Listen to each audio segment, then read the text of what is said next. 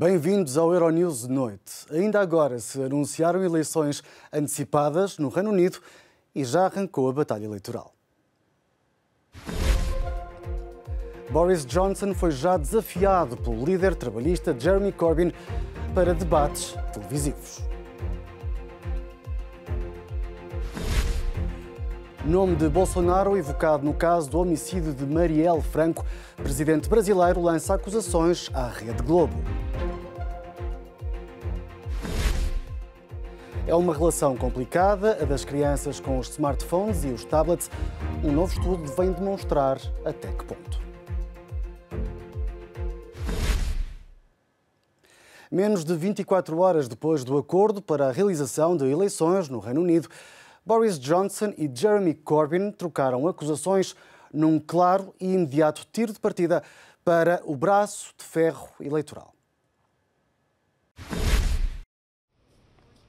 Bloqueado o Brexit, o Parlamento Britânico prepara-se para eleições. No interior da Câmara dos Comuns, durante a sessão semanal de questões ao Governo, os parlamentares traçaram as linhas da batalha eleitoral que se avizinha.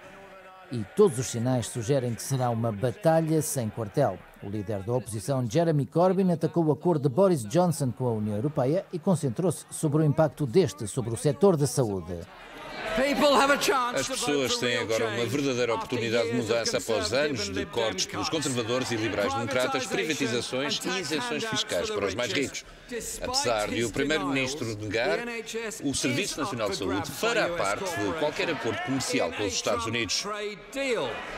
Respondendo ao líder da oposição, o primeiro-ministro Boris Johnson atacou o que acredita ser um dos pontos fracos de Corbyn, a incapacidade ou falta de vontade de terminar o processo do Brexit. Vamos obter um fantástico acordo que nos vai retirar da União Europeia. Um acordo que ele tentou bloquear e que nós vamos cumprir. É o futuro para o nosso país, andar à deriva com os trabalhistas ou levar o país a um futuro radioso sob a liderança dos conservadores. Esta é a escolha que o país enfrenta. Apesar dos conservadores liderarem as sondagens, a eleição é arriscada para Boris Johnson. O primeiro-ministro quer obter uma maioria para conseguir realizar a sua visão do Brexit. A eleição está marcada para quinta-feira, dia 12 de dezembro. Sexta-feira, dia 13, poderá ser o dia da verdade para os conservadores.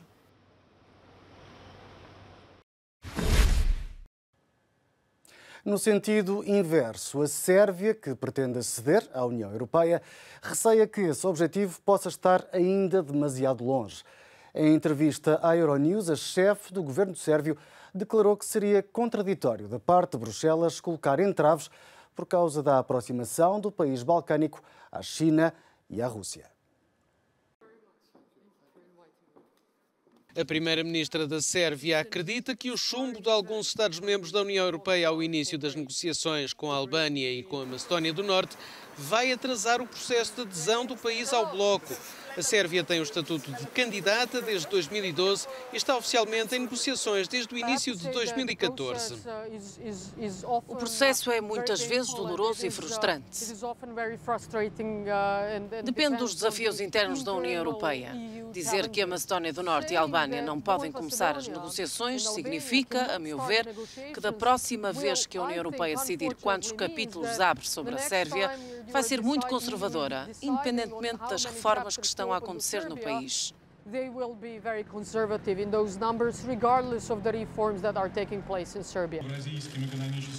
Para a primeira-ministra de centro-direita no lugar desde 2017, a aproximação da Sérvia à Rússia e à China, que a assinatura do Acordo de Livre Comércio com a União Económica Eurasiática é um exemplo, também não deve ser vista como um entrave à entrada do país na União Europeia.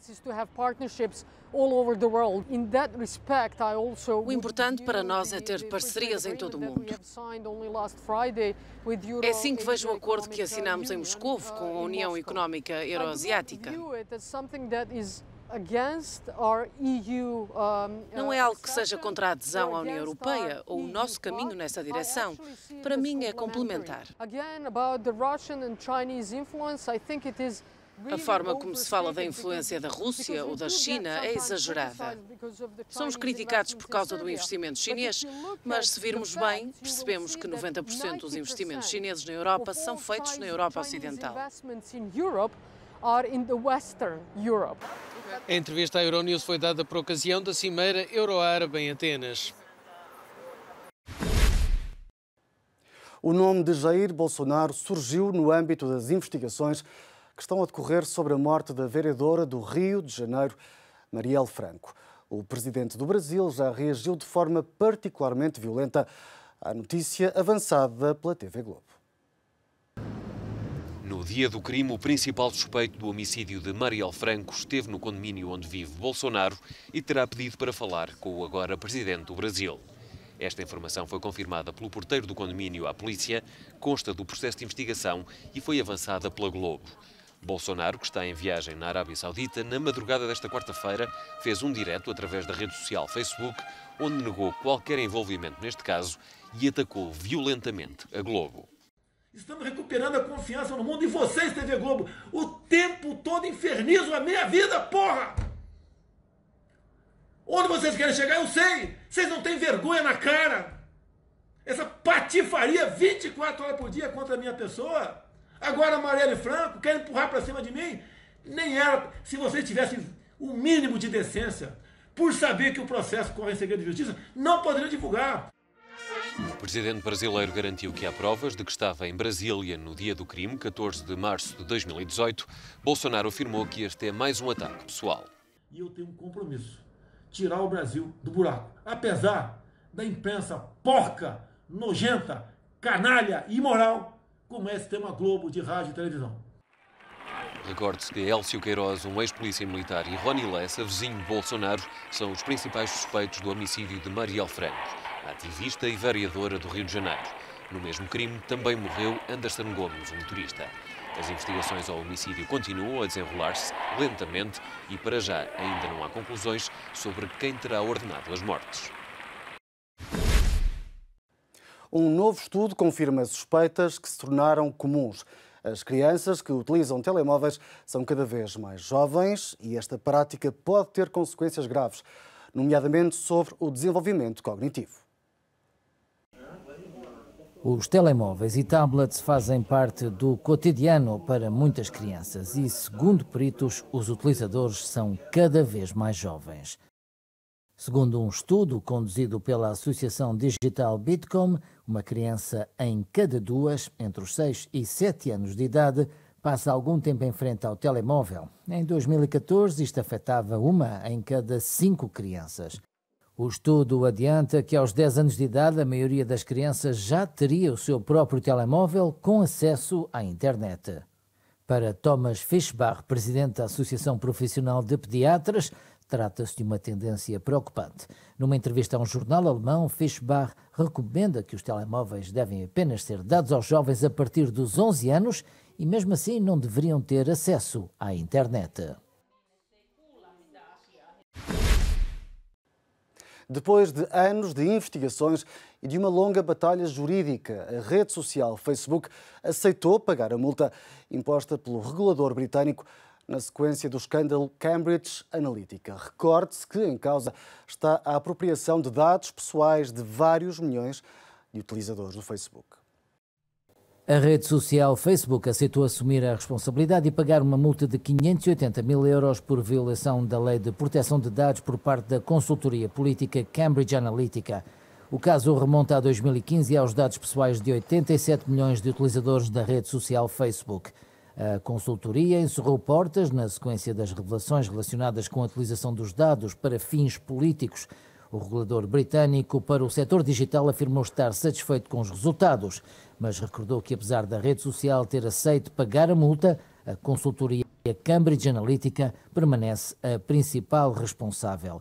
Num comunicado, a rede social encabeçada por Mark Zuckerberg lamentou não ter feito mais esforços para investigar as alegações sobre a Cambridge Analytica na sequência das revelações. Numa perspectiva radicalmente diferente, o Facebook foi utilizado pelos pais de um bebê húngaro para recolher os 2 milhões de euros necessários para o salvar de uma atrofia muscular espinhal. Trata-se da mesma doença rara de que muito se falou em Portugal recentemente por causa de uma outra bebê, Matilde. O agradecimento foi feito pelo Facebook. Zent, um bebé húngaro de 19 meses, conseguiu arrecadar 2.200.000 euros para pagar o tratamento contra a atrofia muscular espinhal. Depois de tentarem de tudo, os pais de Zent decidiram fazer uma recolha de fundos nas redes sociais. Os húngaros uniram-se e em menos de uma semana, Zent conseguiu dinheiro. Os pais de Zent entraram em contacto comigo no final de setembro com as boas notícias. Tinham arrecadado o dinheiro necessário para o tratamento. Pediram-nos para prosseguirmos.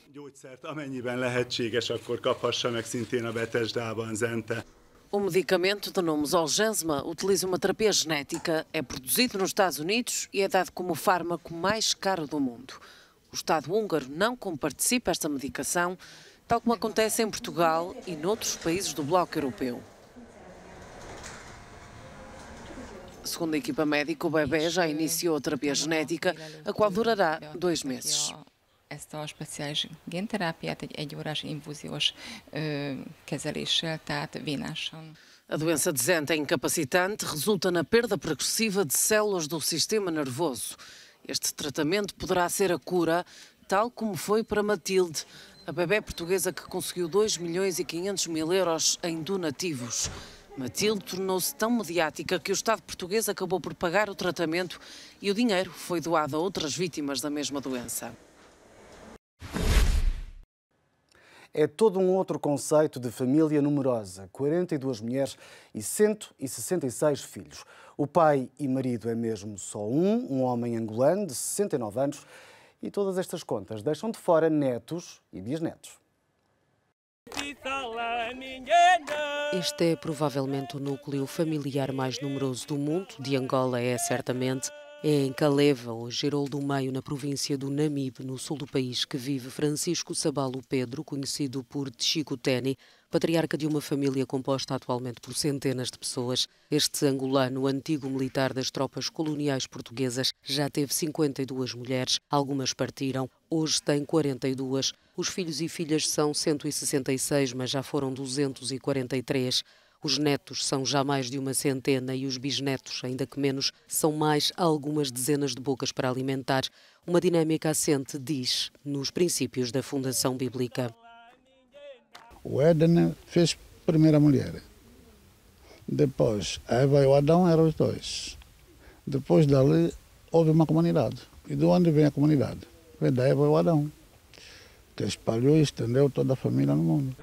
Eva é o primeiro rosto entre as mulheres de Francisco Chico Teni, com quem casou em 1975. Depois surgiram outras mulheres e é a religião que mantém coesa esta comunidade de etnia mucubal. Há mais de 40 anos fundou a Missão de Jesus na Cruz, que está na origem da família e à qual toda ela pertence. O Euronews de Noite fica por aqui. Acompanhe-nos também no nosso site e redes sociais. Até amanhã.